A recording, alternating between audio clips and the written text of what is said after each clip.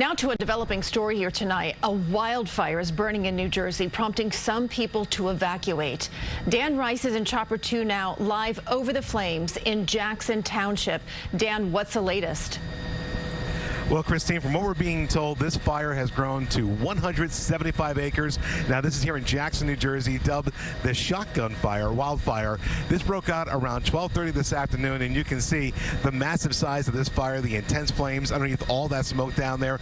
No word yet on what the cause of the fire is, although it is believed to have broken out near a rifle and pistol club in the area here. As Christine said, there are 25 structures that are being threatened by this fire. 6 of them have been evacuated. The Red Cross has set up a shelter in the area over by a senior center there for people who need it. But we keep bringing this camera view out here. You're going to see just more and more fire just filling the area here. Like I said, 175 acres are caught up in this fire. We can tell you right now, they're telling us 20% of that fire has been contained as we bring the camera around. Just still more intense pockets of fire.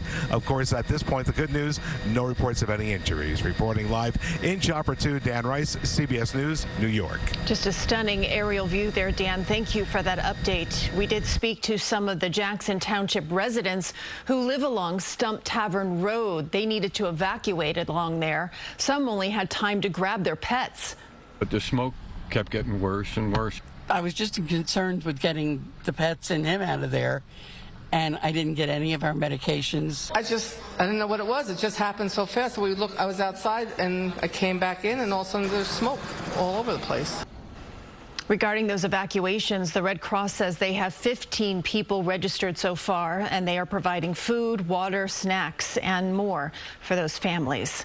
Let's get a check on our weather. These dry conditions playing a part in those fires. No question about that. Lonnie Quinn has more now in our first alert forecast. You're right, KJ. We want to, bring some rain into the picture. We'd also like to, get rid of all the wind that's out there. It's not crazy wind, but it's enough to spread those flames. And when you look at the radar picture, it almost looks like, hey, little hint at some rain. Now, we actually had some rain that made its way into Pike County. See that dark blue color, how it kind of fades away?